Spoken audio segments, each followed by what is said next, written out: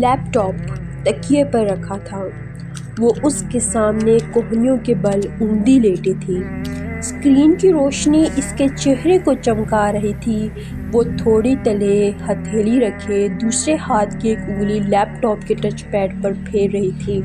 لمبے سیدھے سیاہ بال پیچھے کمر پہ پڑے تھے۔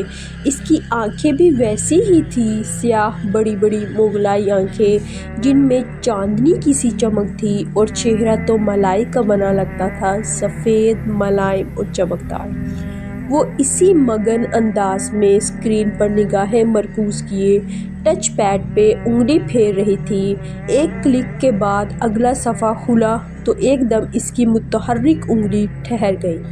اسکرین پر جمی آنکھوں میں ذرا سا تفکر ابھرا اور پھر بے چینی۔ اس نے جلدی جلدی 2-3 بٹن دبائے۔ لوڈنگ۔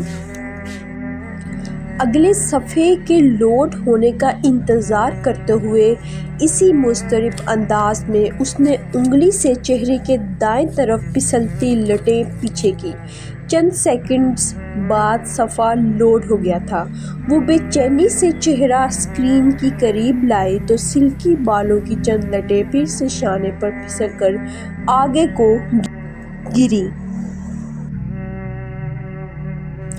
جیسے جیسے وہ پڑھتی گئی اس کی سیاہ آنکھیں حیرت سے پھیلتی گئیں، لب ذرا سے کھل گئے اور پورا وجود بے یقینی میں ڈوب گیا۔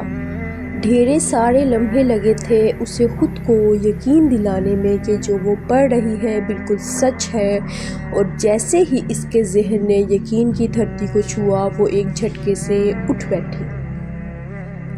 اس کا سیل فون سائیڈ ٹیبل پہ رکھا تھا۔ اس نے ہاتھ بڑھا کر سیل اٹھایا اور جلدی جلدی کوئی نمبر ملانے لگی۔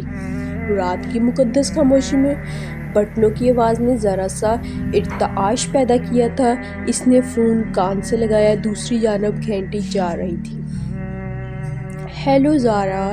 شاید رابطہ مل گیا تھا تبھی وہ دبے دبے خوش اور جوش سے چمکی۔ کیسی ہو؟ سو تو نہیں گئی تھی؟ حیا بول رہی ہوں۔ دوسری طرف اس کی دوست کچھ کہہ رہی تھی۔ وہ لمحے بھر کو سننے کے لیے رکی، پھر دھیرے سے ہنس دی۔ ساری باتیں چھوڑو زارا، میرے پاس جو بڑی خبر ہے وہ سنو۔ اب وہ عادتاً سیاہ بالوں کی ایک موٹی لٹ انگلی پر لپیٹے کہہ رہی تھی، اور تم یقین نہیں کرو گی میں جانتی ہوں۔ ارے نہیں، اور بھائی کی شادی کے متعلق نہیں ہے؟ دوسری جانب زارا نے کچھ کہا تو اس نے فوراً تردید کی، بلکہ یوں کرو تم گیس کرو کہ میں تمہیں کیا بتانے والی ہوں۔